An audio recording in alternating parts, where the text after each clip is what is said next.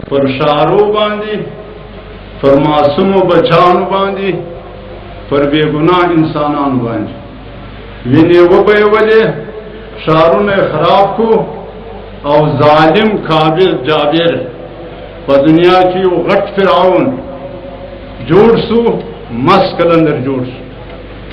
لیکن المیه دار سره د دې چې ظالمانه قبضه کوي پر مخ روان دي په مسلمانانو کې، چې پچا کې دم دی یا پچا کې حرکت دی یا پچا کې قوت ایمانی دی، هغه د دفاع په شکل باندې یو ډبر ورغورځي، یا په عربو کې او یا په عجمو کې، او هغه کوشش کوي چې د نور پر مخ باندې دا خربونه سپین سره دای و هغه توای چې دا باغ دی، دا دهشتګرد دی، دا انتها پسند دی، دا مذهبي جنون دی، دا مره ګوري. نو د امت مسلمه حکمرانان هغه د ښکار تاجان دي، هغه ول نسی یا د دې په ښکار کې هغه په شهادت ورسیږي، او یا د لیلا پتک او یا واسطي د هغه خونخوار ولاس، بیا د هغه په عذابو یو خدای خبر دی چې زموږ د غورونو ته کوم عذاب. لہذا دهشتګرد هم ورته وایي، باغي هم ورته وایي، او ظالم هم ورته وایي، او د چې هر څو ظلم کړی دی هغه نه څوک ویني، نه څوک اوري، نه څوک اشاره ورته کوي صاحب ده. لہذا یوه رایه خو په دنیا کې دغه روانه، دوه رایه دا چې د امت مسلمه اصل موقف دی چې ملک الملوک د عالم دنیا بادشاہ صرف الله دی، او قرآن پاک دا ضابطه حیاتی د ټول عالم د پاره دستور منشور دی، او کلمه گویه دا د هغه فوج دی، ملائکه انتظامیه دی، فوج چې د اسلامی سرحداتو تحفظ کوي، دا کلمه گویه مسلمانان دی. لہذا قرآن چې ضابطه حیات شوه، که څوک د قرآن سره منحرف وي، که څوک د قرآن سره سرکشه وي، هر هغه څوک چې هغه په طائفه کافره کې دام بولي یا په مسلمه کې دام بولي، هغه ته باغي ویل کېږي، او هغه دی په دنیا کې پر مخ د مځکې باغیان. ان الاولا قد بغوا علینا، دغه کافرانو پر موږ بغاوت کړی دی، پر موږ تجاوز کړی دی، او دا دی باغان. دغه چې قرآن پاک هم ودی ته جا بجاوایی چې د صراط مستقیم متوازن لار بله دی غواړي، او په هغه کې یبغونها عوجا د قرآن په تعبیر باندې صراحتاً دغه مخلوق چې قرآني نظام نه خپلوي او قرآن ضابطه حیات نه ګرځي، دغه خلق توای باغیان. او زموږ قرآني تعلیمات دغه فوجانو ته چې د الله عسکر دي، متحرک و باهمت مسلمان، چې په اصطلاح د شریعت و هغه ته مجاهد ویل کېږي، دغه مسلمانانو دا جند الله دی، حزب الله دی، دا د الله جل جلاله عسکر دي. د دې اوله فریضه مبارزه د باغیانو سره ده، ځکه چې په ملک ډیر مجرم، غټ مجرم هغه دی چې د قانون د ملک باغی وي، د الهي قانون باغیان، دا دغه مغرب و اتحادیان، او دا هغه بډاګان، دا هغه وهابیین، دا ټول د قرآن باغیان. د قرآن د باغیانو سره به څه سلوک کېږي؟ اول به هغه ته ملهم پټي، ځکه چې دا کفر و بغاوت دا په بدن کې د انسان یو زخم دی. ملهم پټي امت مسلمه و هغه ته څه ورکوي؟ و هغه ته دعوت ورکوي. که په ملهم پټي باندې نشي جوړ، بیا هغه دپاره اپریشن دی، په اصطلاح د شریعت و هغه ته ججه وایي. که چیرې په هغه باندې هم اصلاح نه وسوه، نو بیا به دغه افت زده اندام کټ وي، بیا به سر قلم مال ضبط په حکم سرکار، یا عمر بر جیل، او یا ملک بدر، و دغه ته وایي جهاد. لہذا جهاد دی د باغیان پاک، دا به پر موږ چې تور ورځ د مغرب د طرف را رسېدلې ده اول باغیان دغه بیا چې دا بوډاګان پیدا کړي دي په عربو په عجمو کې که جرنیل دي که کرنیل دي که فوج دي که مرګري دي دغه د قرآن باغیان لہذا دی پر موږ باندې جهاد روا کړی دي مفتی بش دي او دا واړه واړه دلته په موږ کې رالیکلي دي جهاد دی پر موږ باندې کوي ولې وایي تاسې د بش د منشي د مغرب د اصولو باغیان یاست نو لہذا چې موږ باغیان سو دی جهاد پر موږ باندې کوي او قرآن و حدیث اصول شریعت باغیان و دی ته وایي نو بیا خو به لوی قاضي دي او که مفتیان دي پر هغه ټولو باندې به جهاد او موږ تاسې وینو چې د 14 کلنۍ بچانو مدرسې بمبار شولې او 98 معصوم بچان طالبان پر یو ځای باندې شهیدان شو په درځونو ماجتان په شهادت ورسېدو په درځونو علما کرام په پاکستان کې په دا کال بدرې کې هغه علما په شهادت رسېدلي دي چې هر یو د لسمې پاکستان پیشوا او د هغه در اوسه پورې نام و نشان نشته چې دا چا مړ نور ملایانو پیرس هم تیار دي د دې په پاکستان کې هم تیار دي او دوی هم استولې لہذا د دې جهاد پر موږ باندې خدا دې روان دي جهاد ورته وایي او زموږ د دې خلاف مبارزه کوي څوک سر قرباني کوي مبارزه کوي یو باهمت ځواني موږ و دغه وخت ته اوس را رسېدلي دا چې پر سټیټ باندې ناستي دغه بزرګان موږ چې موږ وایي د قاعدې سره موږ تعلق نه لرو د تحریک سره موږ تعلق نه لرو د طلبائزیشن سره موږ تعلق نه لرو موږ نو چې د هغو سره تعلق نه لرو بیا خو تبلیغي سلسله د دعوت لپاره دا نه ده بده تعلق نو څنګه نه لرو خو جهاد به قرآن جهاد بللی او اسلام به جهاد بللی او کدا دهشتګردي ده د افغانستان د دهشتګردي ده د ایران د عراق د دهشتګردي ده او د بل ځای د دهشتګردي ده د دې دا مطلب شو چې نه شهید وجود ووس لري نه جهاد وجود ووس لري د جهاد څخه انکار چې د جهاد څخه انکار او بیا خو د جهاد پر موږ باندې فیل کړی چې موږ د جهاد پر موږ باندې فیل کړی زموږ مرګونه وزن سره واکړي نو بیا موږ څه کوو یا په دې فلو ورزو د دې اتباع وکړو او دغه یو مسله ده چې په نن وخت کې چې زموږ حکمرانان دي دغه چې هغه قوانین دی رایج کړي دي چې هغه متصادم د شرعي قوانینو سره دي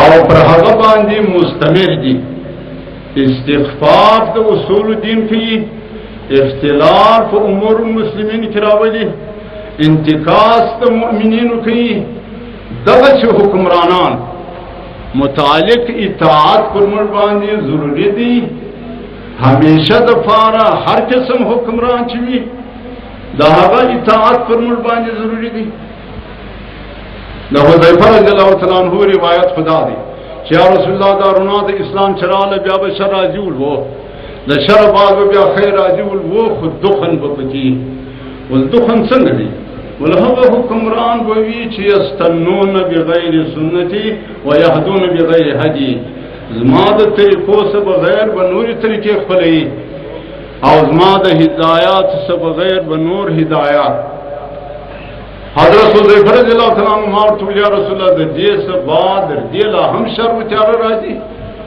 پیغمبر علیه السلام دعات الله ابواب النار هغه مشران وی چې هغه به د دوزخ پر کناره باندې خلق به بولی چې په موږ پسې سي خیر په دغه کې دی او خوشحالي می په دغه کې فمن اجابهم خذبهم فی النار که څوک په دغه تور مخ باندې پسې نو هغه خالص دوزخ کې ورځي ولې د مخ چرته چې وګوري هغه د دوزخي نو شلا په پسې سي دغه بیانې دوزخیان حذیفه رضی الله تعالی عنہ یا رسول الله فدا شالت کو مرسکو پیغمبر علیه السلام جماعت المسلمین و امامهم کچیر جماعت المسلمین و مسلمانان ټوکري ټوکري وو لکه نن چې ټوکري ټوکري نو بیا به څه کوې بیا یو ځای ځان ګوښه که د دا خلکو تابعداري مه کوه. لہذا نن چې حکمرانان دا د شریعت اصولو څخه بغیر نور قوانینو ته رواج ورکوي چې هغه متصادم د قوانینو سره د شریعت دي، نو اوس دغه خلکو په حق کې د عزل ضرورت دی.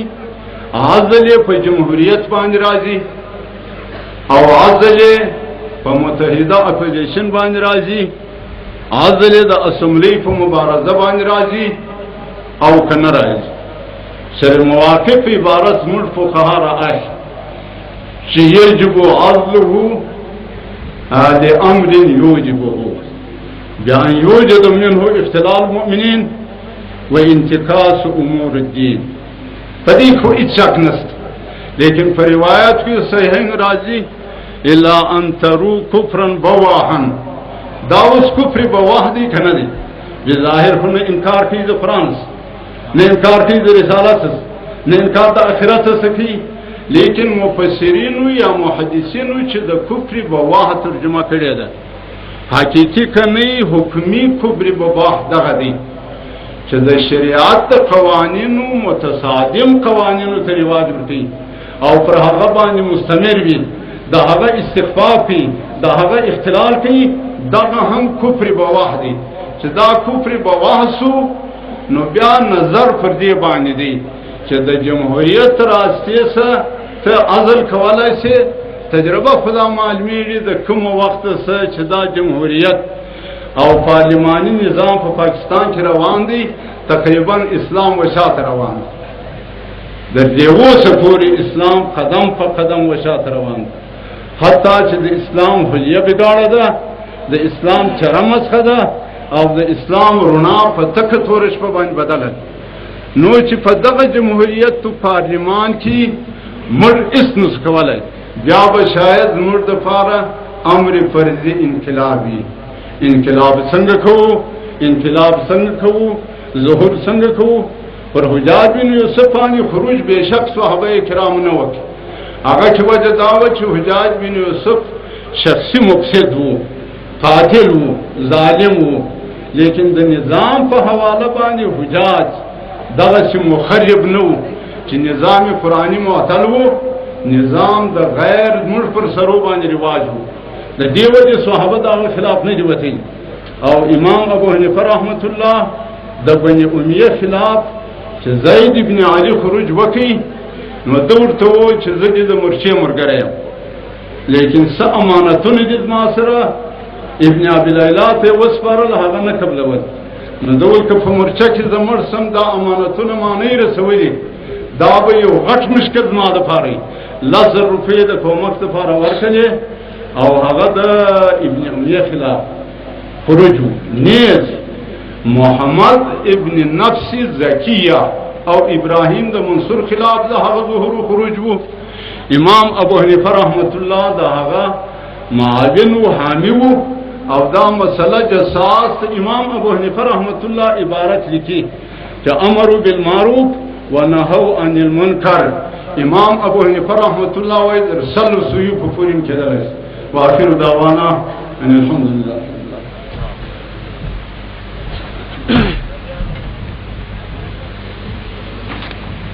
یہ تھے جمعیت علماء اسلام بلوچستان کے سینئر نائب امیر حضرت مولانا الحاج عبدالغنی صاحب. اب میں نظم کے لیے جناب عنایت اللہ ندیم صاحب کو دعوت دیتا ہوں کہ وہ میک پہ تشریف لائیں اور نظم پیش کریں. عنایت اللہ ندیم.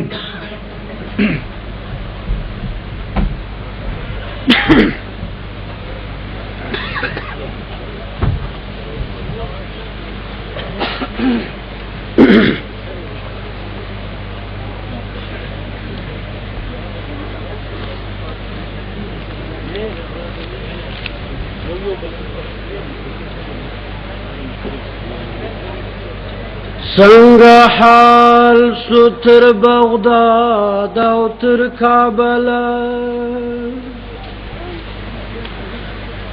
نن ټولی جزما استا خوار کمبل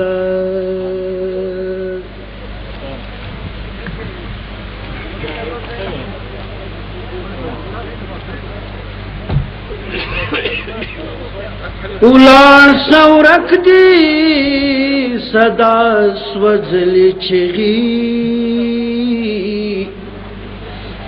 بوستان سوزی رخصت جوس بلبل اسمانونا دی پر حال باند لرزان دی اغیار ما تا کلمه کھڑا بدل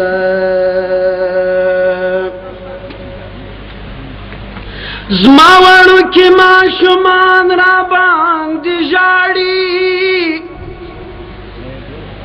او پکورنو یا جوڑی استبل د غیرت دستار می ولویدی لسر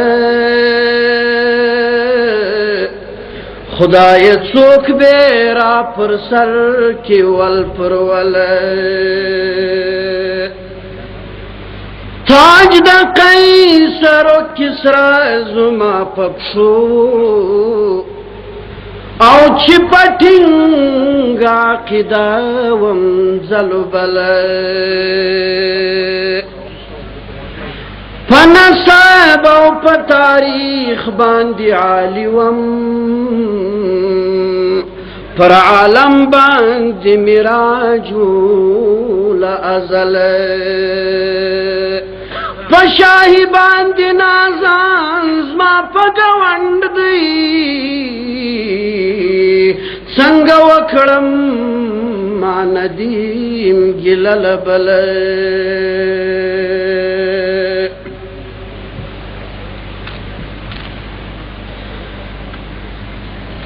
دسرو پچراغنو دسرو پچراغنو قطارنا جوڑوم بالا کوٹو گوال یارو شاملی تازکوم دسرو پچراغنو قطارنا جوڑوم بالا کوٹو گوال یارو شاملی تازکوم بالا کوٹو گوال یارو شاملی تازکوم د غیرت چغیت للی ترمانی د فرنگیانو زلزلے پا ایوانونو د ملت د دشمنانو د غیرت چغیت للی ترمانی د فرنگیانو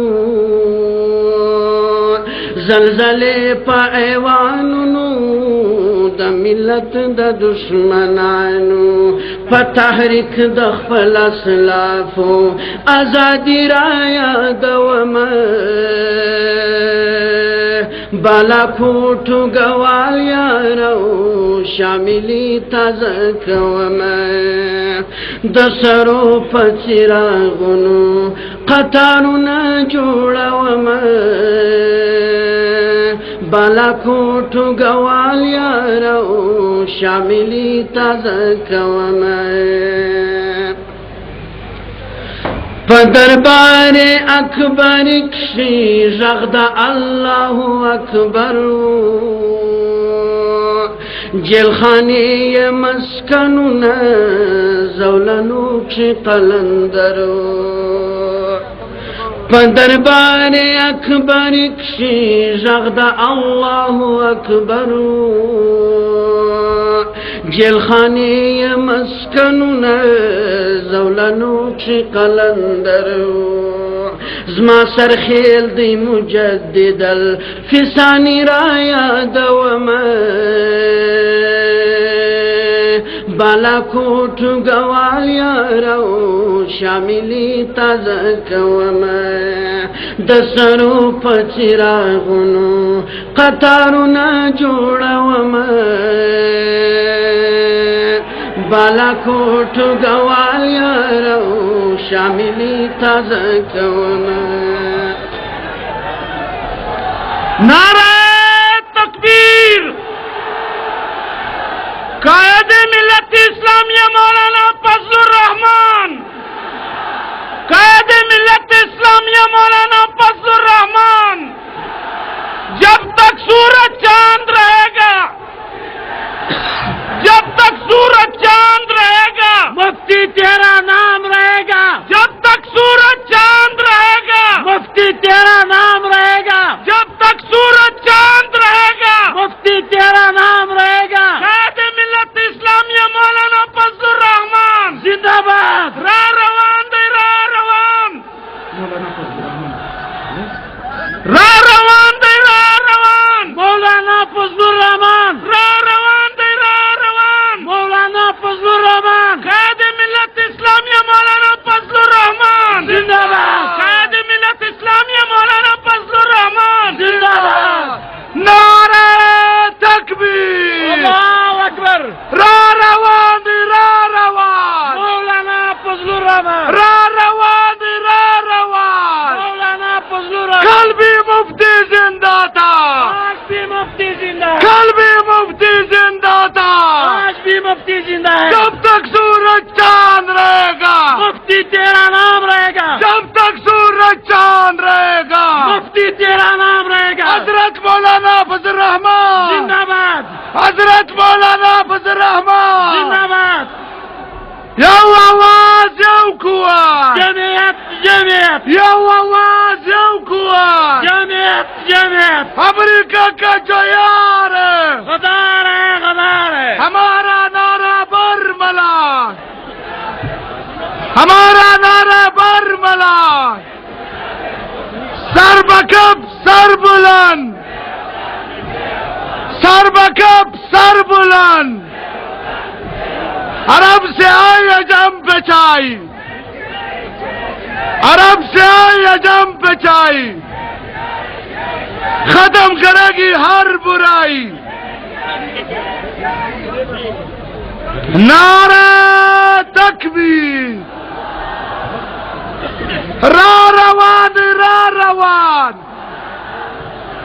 रा रवान रा रवान। जब तक सूरज चांद रहेगा, जब तक सूरज चांद रहेगा, कल भी मुफ्ती जिंदा था। ए शहीद अस्ता बविनो, शहदा इराक, शहदा अफगानिस्तान।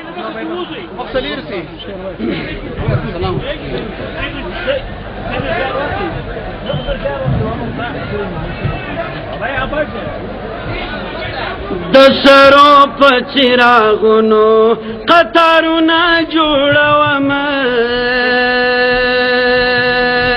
बालाकोट गवालिया रहू शामिली तजकवम, बालाकोट गवालिया रहू शामिली तजकवम। गवाही पर शहादत ये संग्रेज़े द हिंदुस्तान दी,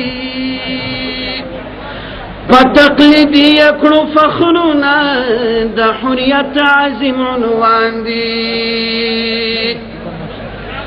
गवाही पर शहादत ये संग्रेज़े द हिंदुस्तान दी,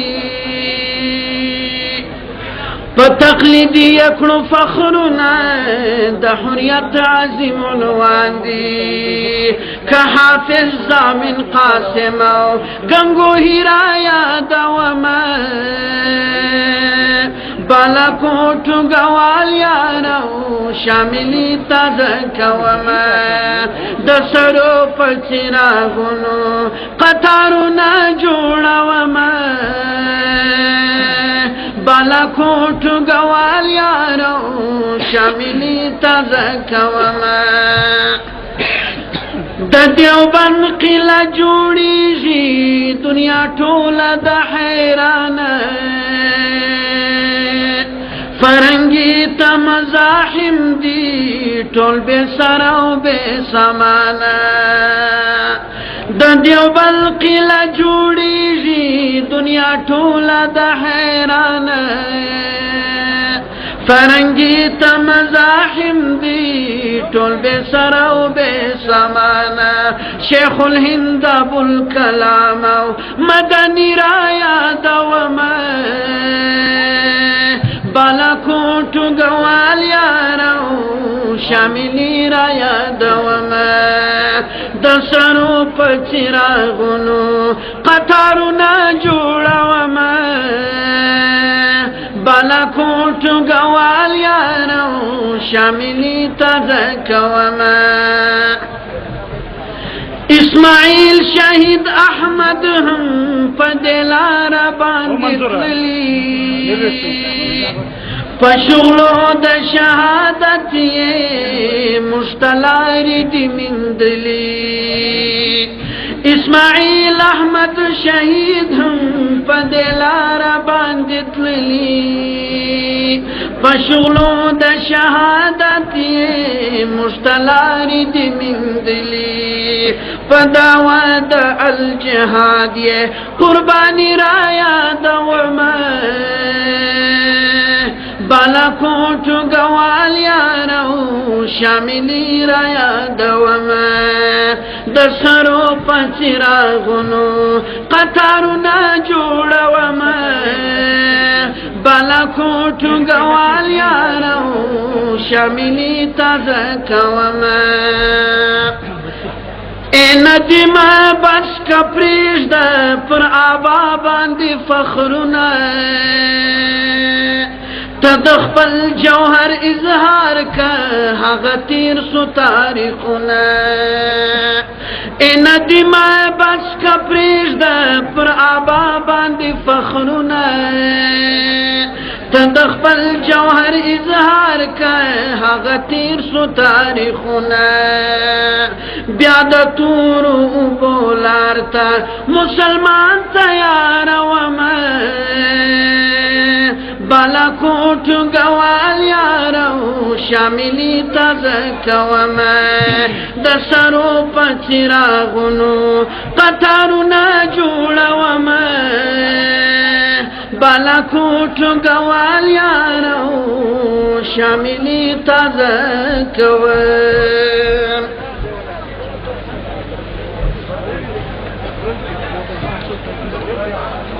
شاعر عنایت اللہ ندیم اپنا نظم پیش کر رہے تھے